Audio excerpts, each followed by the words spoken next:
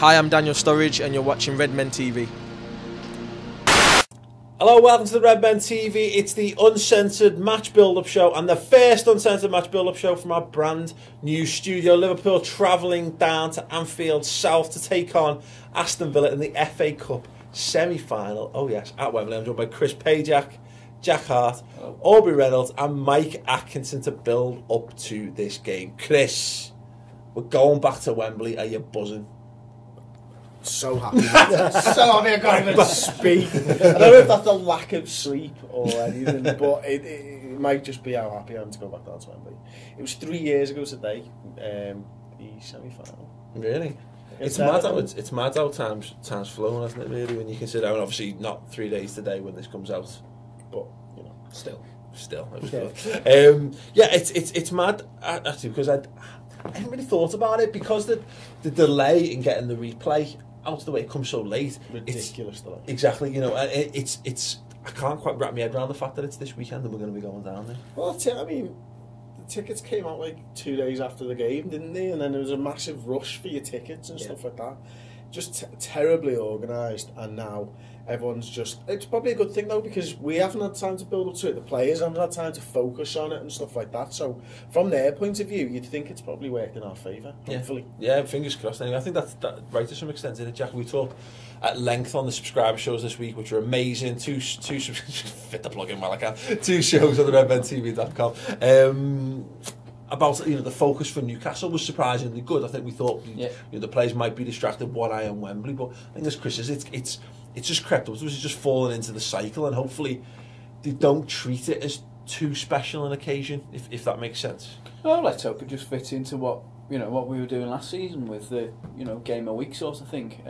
We're not sadly in Europe anymore, so we've got a relatively quiet week. Obviously we played on the Monday night, but we've got plenty of time to prepare for it. It's on the Sunday afternoon, isn't it? So got all week there, so we should be sharp and focused and ready to go and book another visit, hopefully. Oh, but is there a risk of complacency as much from the fans as the players? Of course, because we've done, we've just been doing these 2 shows. We did the final where we did the Reds News Roundup, and how many times it kind of accidentally creeps in of 2 games. Yeah. This then the final. We're already thinking about Arsenal potentially. It's because of the team we're playing, isn't it? If we were going in and if the draw had happened and it had been us versus Arsenal, and then the other semi was Bradford Villa, Reading. Reading. Well, we're talking about potential alternate universe. But you know what I mean? It's like if it had been us playing a really tough team and a team that has just beaten us in the league or whatever, we'd be shitting it, and you'd be like, there'd be no complacency. Whereas Villa are right down the bottom of the league. They haven't been good all season. They've only just dragged themselves up because they've had a few results. I don't think the majority of our fans don't take Tim Sherwood seriously, as most in football shouldn't. But like with his gilet and his standing there saluting Adebayo, his mad gilet toss. They've actually been playing really well in the last few weeks, and I think most Liverpool fans are thinking that's an easy semi-final, and it's not going to be. They've got a player there who's always done well against us in Benteke. I don't know, maybe like Lambert kind of had a hoodoo over Rodgers. We didn't really do well against Villa, so hopefully fortunes have changed with that. But I don't know, I think there's a massive risk of complacency, and I hope it's more with the fans than it is with the team, the players and the management. You'd like to think it wouldn't be. Yeah. But what do you think, Mike? Because like I say, it is very easy to start slipping into that, to be a little bit disrespectful of the threat that Aston Villa are going to pose, and to start thinking a little bit too far ahead. Yeah, I think going to be a danger. It's a dangerous game to play as well, to underestimate Villa. I think they went to Tottenham and won at the weekend. I think they're playing. Sherwood's got them playing attacking football, and I think a big miss for them now is going to be Sanchez in midfield. Yeah, because he's suspended, isn't he? I think, and he's kind of the thing that makes everything tick alongside Delph. Because they've been playing well recently, they've had some good results. And the thing to remember, they've got something we haven't got, and that's a centre forward in form. Yeah, a fit centre forward in form. Well, they've actually got a lot of the stuff that we don't really do well against. They've got a player who actually is the player who we've struggled against in Benteke, but that type of player we don't really play well against. But also they've got attacking tricky pace. Scott Sinclair has gone there since the January transfer window, and he's looked the player that he was at Swansea. He's actually, he doesn't look like he's lost it. He actually looks like he wants to get his career back on track. Bongaho's always going to be him, but he's fast, and you know, they come good Aubrey time. as well started to play well for them again. And like, you know, if we're playing Moreno and Johnson as fullback or whoever point, we ain't great at the back, and we're not really great against pace and people cutting in against us and overlaps on the flanks. So I actually think it could be really tricky, and I think it's going to be a lot closer of a semi. I think one of I don't think there's a thing of complacency. I disagree with it at all. I think over the last 4 weeks they've shown better form than us. I think that's proven in the results in the league, and the players will know that. I don't think we'll be going in there. We know that Aston Villa, and you're totally right, they are further down the league and stuff, and they've had a poor season. But over the last month, they played better football than us, I'd say.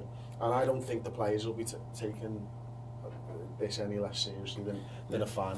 As Aubrey said, they've improved an awful lot going forward over recent weeks. I think whilst they were really struggling over the first 6 months of the season, the two players who stood out whenever I saw them, strangely, were Ali Sissoko and Alan Hutton at full-back, and if they can get all those attackers and the full-backs playing well, I mean, the pair of them looked surprisingly dangerous the few times I saw them play earlier on. I suppose in some respect, what we didn't like about the way Lambert played, it was very Route 1. I mean, we watched the SWG for the Villa game last season when it was a nightmare, and it was literally, he spent the whole game screaming at people to get them to lump it down the pitch to Benteke. You know, Sherwood, you know, he might well take advantage of that because you've got that in your armoury, so to speak. Like, but I think he's going to try and play a little bit of football, and I'm hoping big expansive pitch. You know, we've been playing on basically what Liverpool have been playing on is like, you know, like Rocky going to train in the fucking snowy mountains before he goes to take on Dolph Lundgren. It's just, you know, it's like but when we get to Wembley, I'd like to think that our players will get out there and go. They always say a shit pitch is a fucking great equaliser for a crap team, don't they? You know, and going onto a good pitch, and now probably a well-watered pitch, should suit the more technical players, and we do have the better players, I believe. Yeah. Interesting question, Jack, is that everyone's been going on in this cup about this being like Stevie's FA Cup. I mean, you know, is he going to...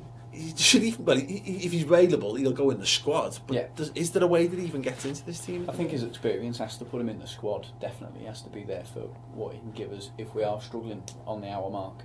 But he'd be nowhere near my team to start the match.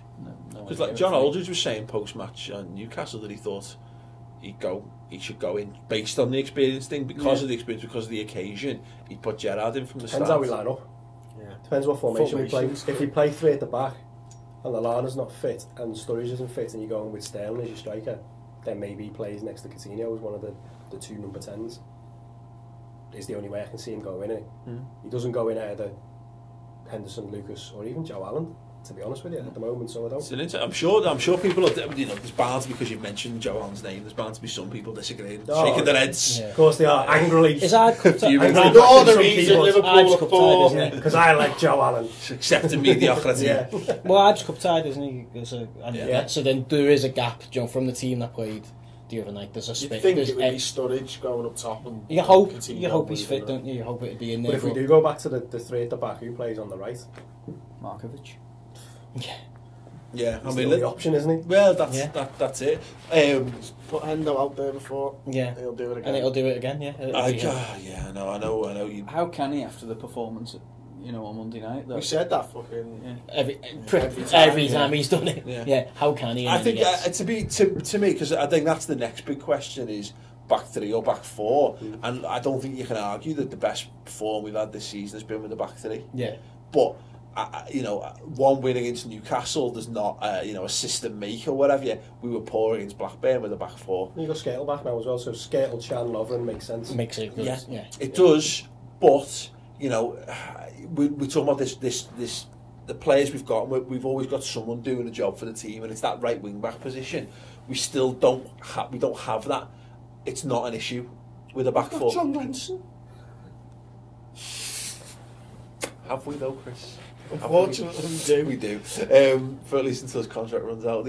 But this is the thing. I can see. I'm quite happy for us to go with the back four. I do feel as though it's been figured out that.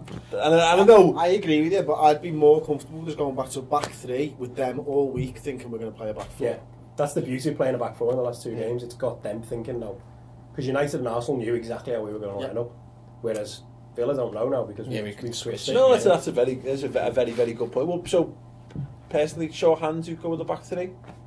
No. Yeah. I'm on the fence. Fucking get off the fence, actually. Alright, I'll go with the back three. Well, that's interesting. Let us know your thoughts then. Back three or back four for Liverpool? Because for me, though, back three, Lovren, Skrtel, Chan. Played a number of games when we were playing well together, that Yeah. back three. Yeah. Sacco was on. Yeah, but Lovren didn't play well in those Yeah, games. but the other two can make Cover him. Cover I him. don't know. I think that's the big question. If we go with a back four, Is Skrtel does in the back four? Skrtel come back in? Skrtel's best position is back Back the three. centre of the three, Yeah. So I feel like playing the 4 means it's still a bit of a compromise, but we sort of solved the right wing back problem, and I think Lucas can cover 4. I think Does the Chan thing go is, into midfield what I was or about to does he play say, right back? What the do thing you is, do with Chan in that? yeah, you get lucky. I think we got lucky. The back four with the players we had available. Newcastle mid-table, they're not going to go anywhere, and they didn't have enough. Cisse wasn't on the pitch. This is a team with a striker who actually plays as a striker on the pitch. Do you drop Chan and play Lovren and Skrtel because they're actually centre backs in a 4? Do you know what I mean? So essentially, you're basically playing Chan, who isn't a centre back, as one of 2 centre backs with Skrtel against Benteke. I'm glad I'm not making this decision. You know what I mean? So I think the logical thing is I want Lovren you up go against back to the Benteke, personally. Lovren's the best in the air of the three of them, I'd say. Yeah. And it's but you think you're right, is that, but yeah, Newcastle not the threat, but hey, Newcastle are higher up the table than Aston Villa. I don't think, you know what I mean.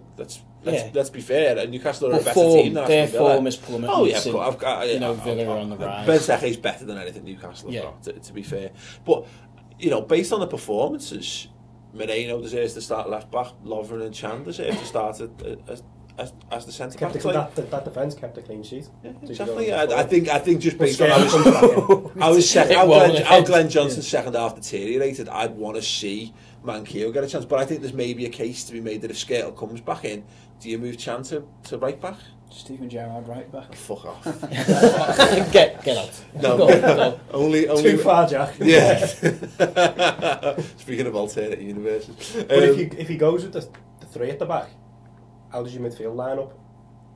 Where Lucas and Joe Allen doesn't work, and you're playing Henderson further up the pitch, or Henderson on the right, or does Allen come out and does Gerrard come back in? I think again this is the limitations, isn't it? I think we've seen that midfield's too easily overrun.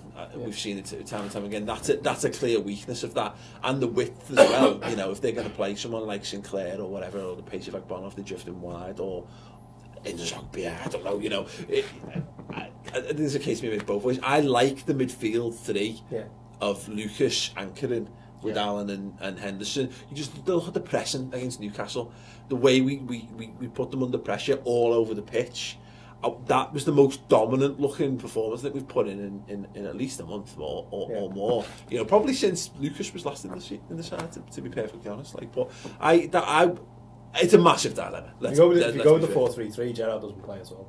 Because your front 3 of Sturridge is fit to Sturridge, Sterling, Coutinho. Yeah. Is there a case that we continue with Coutinho in the centre forward position? It depends on Sturridge, doesn't it? Anyone else? Or Balotelli. No, is anyone what's up? Balotelli's but he's literally just been bombed out for weeks. Nobody cares anymore. Do you reckon he's literally looked at checking for mentions on Twitter? He's like, nobody cares. Nobody cares, man. He didn't have flu for the charity match, did he? No, he looked spot on. Maybe that'd be maybe he wants to go on a high. Maybe that's how he wants us to remember him. Maybe we should tell him this weekend's a charity match. Yeah. Maybe we should maybe we should win the FA Cup and play him in the Charity Shield next season. That'll be his game. No.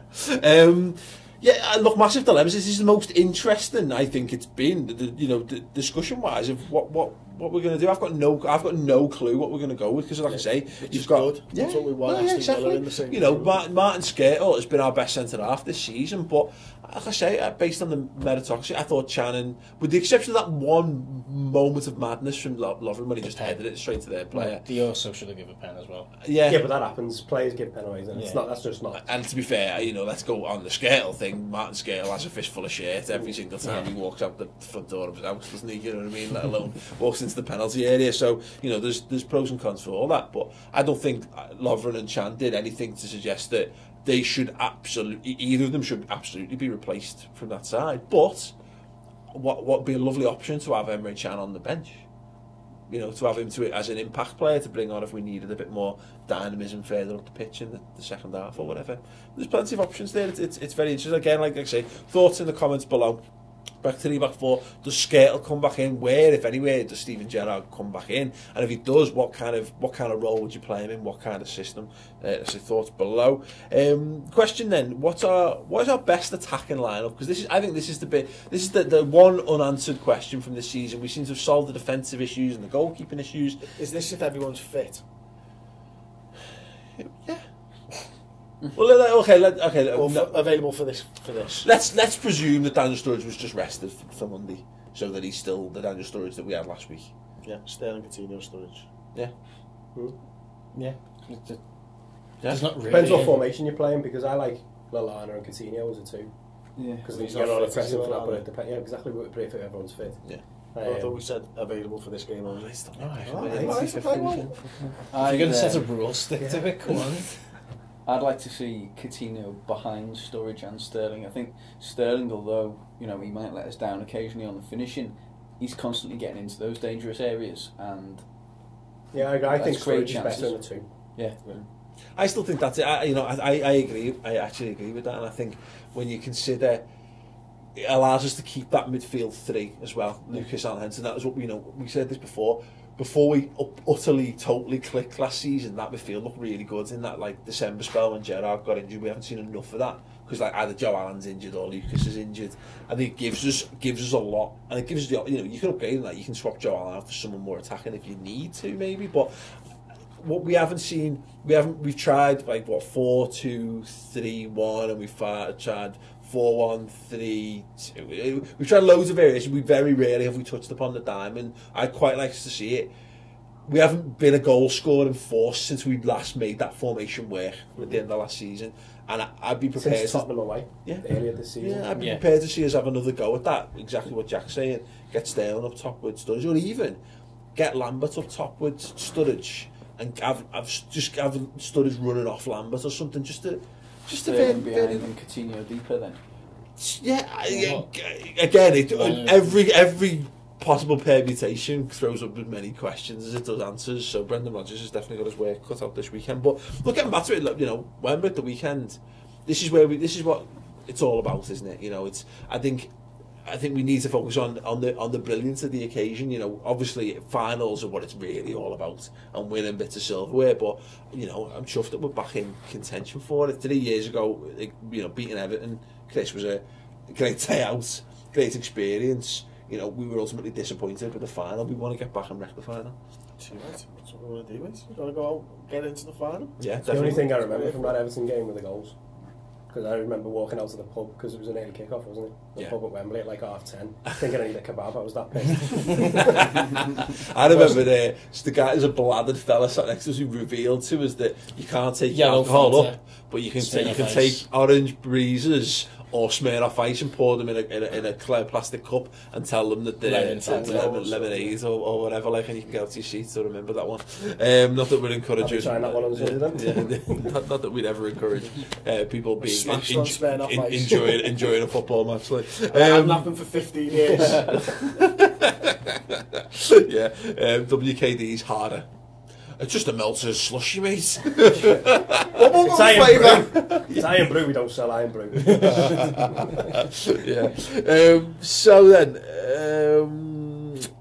I've got to mention, actually, we've got you'll have seen our coverage of the Liverpool kit launch. There's Chris wearing it, looking damn fine too. But we've got an interview with Daniel Sturridge. You saw some clips of it in our kit launch video. The full director's cut is available as a subscriber exclusive on the RedmenTV.com. And it's boss! It is boss. If you've seen the photos of Daniel Sturridge roaring his head with laughter, you won't see that in many interviews, because obviously, the professional footballers are quite candid and quite reserved and things. And he started off like that, which is what you saw in the kit launch vid. But basically, we got him to reveal who's got the worst dress sense in the Liverpool dressing room, and asked him about the age-old FIFA Pro Evo debate and a few other little bits and pieces as well. Plus him doing the You're Watching Redmen TV and how we got the performance out of him for that. Look, it's free for a month to sign up for the website. It's worth it. I'd say, and I've got to say, but I would say even if I didn't have to say, that it's worth having a free trial of it, just to see that video alone. Go and check it out, redmentv.com. Score predictions, Mike. 2-0. Okay, Aubrey. 2-1. Yeah. 2-0. Okay. 2-1. 2-1. Yeah. Yeah. Okay, I'll go with 2. I'll have a bit of 2-1 as well. It has been pretty much the result of the season, hasn't it? 2-1. So why don't I go with that? I can see them causing us problems. Yeah. I'd like it. You know what I'd like it to be. I mean, ultimately, I think it was 2-1, wasn't it, against Everton? Yeah. You know, I could see it going a very similar way. You know, they're like resurgent. They're on the crest of a wave. They've got a real bubble going at the moment.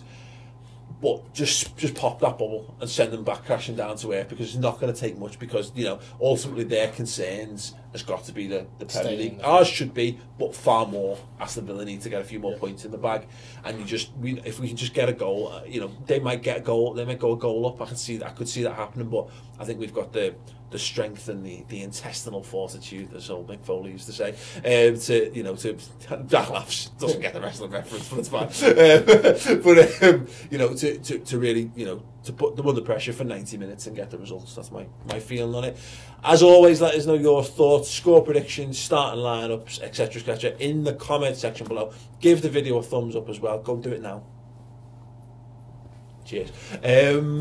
Check out the subscriber shows on redmentv.com. The Reds News Roundup show this week was a belter. I'll tell you exactly what's on there. We're talking about controversial Raheem Sterling being in the papers for all the wrong reasons, and whether we give a shit about that. Talk a bit more about Liverpool's kit launch, and the big question of whether top 4 is really back on, and a little bit about Zlatan Ibrahimovic, because the Metro did it, and it's always good fun to laugh at the Metro. As always, free for a month. Go and check it out. Gents, thanks very much.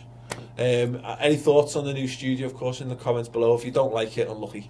It's not going anywhere for a while. So yeah, so if you enjoy it and you like the change ups of things, let us know your thoughts in the comments. But anyway, thank you very much for watching. And check out the rest of our little bits and pieces of content in the build up to the game. And hopefully we'll see you outside Wembley with some smiling faces. I'm sure. Yeah. Cheers. And I have to ask, I ask a few of the players this: have you ever made yourself better on a computer game? 100%. I made myself, and like shooting was 99.